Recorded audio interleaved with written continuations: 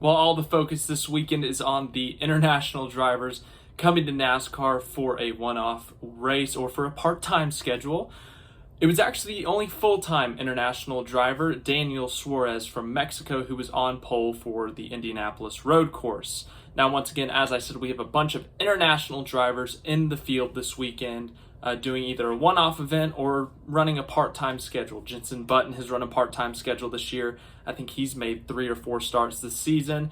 Shane Van Gisbergen is making his second career start, and then Brodie Kostecki and Kamui Kobayashi are making their Cup Series debuts this week, and so I'm going to tell you how they did.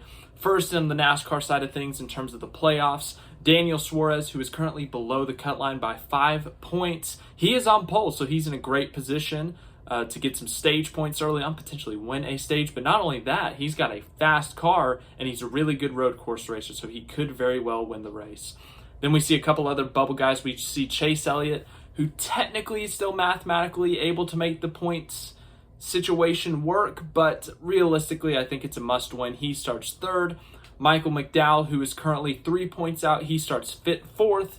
He's in a good point situation. And then Alex Bowman, who's about 40 points out, he's in 9th. And then Ty Gibbs, who is 3 above, he starts 10th. So a lot of bubble guys in that top 10. That's a big deal for them to get stage points. Now, looking at the international drivers, Shane Van Gisbergen, of course, 100% winning percentage in his NASCAR Cup Series career. He won at the Chicago Street Race earlier in the summer, back in July. He starts 8th, a good qualifying session for him. He was able to get into that final round, and he is starting 8th.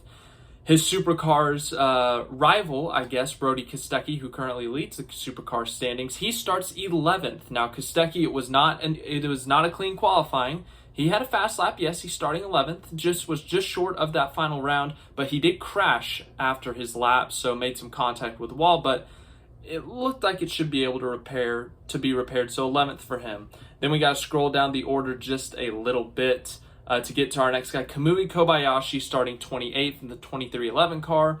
I had some expectations for him just because there was a lot of reports, a lot of talks. I think Dale Jr. said that he had heard that test session had gone really good for Kobayashi, but 28th for Kamui. And then we go down a little bit more. We see Jenson Button in 31st, and then, is that it? Mike Rockenfeller in 37th, yes. And then, of course, William Byron was not allowed to qualify due to failing inspection. I think it was 4 times. How do you fail inspection 4 times in a row? But William Byron failed inspection 4 times in a row.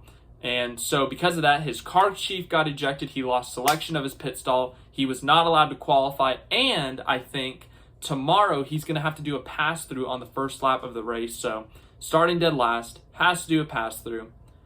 Not a good start to the weekend, safe to say, for William Byron. But that's what happened in qualifying. I told you where the international drivers were, some of the bubble guys, where they are in this starting grid. So we'll see how this race goes tomorrow. Looking forward to this race.